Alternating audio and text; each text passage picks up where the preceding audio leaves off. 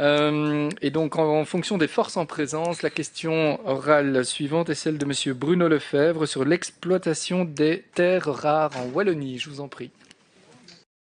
Merci, Monsieur le Président, Monsieur le Ministre. Drill baby drill est-il devenu le nouveau mantra de la majorité wallonne? À écouter un président de parti le 16 avril dernier, cela va devenir une réalité.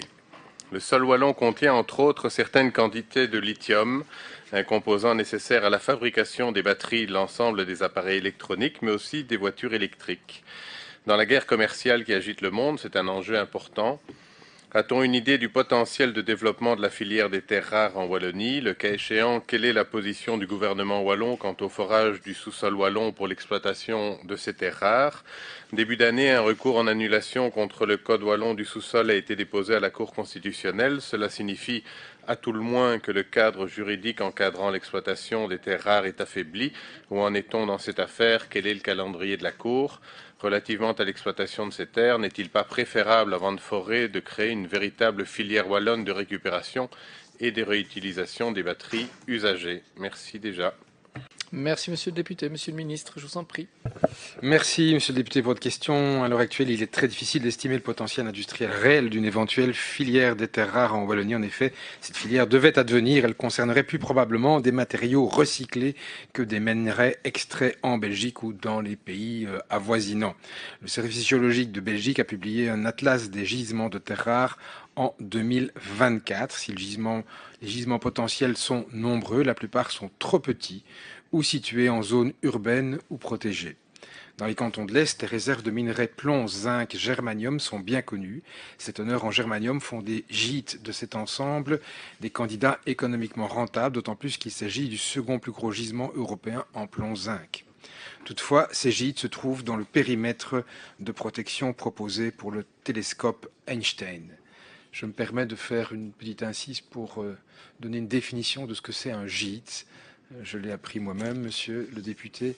Donc en géologie, on appelle un gîte un site reprenant une certaine concentration naturelle de minéraux et minerais sans qu'il y ait de vocation économique, à la différence d'un gisement. Il est donc clair que la filière de l'urban mining et du recyclage, qui maîtrise mieux son approvisionnement et la qualité des matériaux à traiter, est celle à privilégier. Le règlement européen du 24 avril 2024, dit Critical Raw Materials Act, exige des pays membres le développement de cette filière. Un groupe de travail belge est désigné sur cette thématique et piloté en Wallonie par le SPOE Économie, Emploi et Recherche. Je vous renvoie donc pour davantage de questions ou de sous-questions vers mon collègue Pierre-Yves Geolet.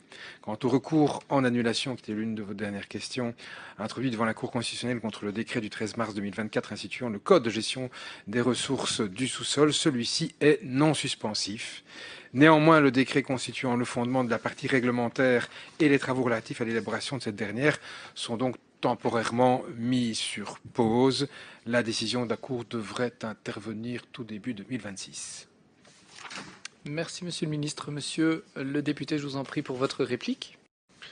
Merci, Monsieur le Président. Merci, Monsieur le Ministre, pour ces éléments d'information. J'avoue que vous me rassurez un peu, puisque j'avais entendu le président un peu agitateur d'un des groupes de la majorité là dire qu'il fallait absolument sonder le territoire et qu'il fallait creuser pour trouver les minéraux rares partout en Wallonie. Et donc, je voyais déjà un gruyère sur notre beau territoire wallon. Et donc, vos propos me rassurent un peu. Merci beaucoup. Merci, Monsieur Lefebvre.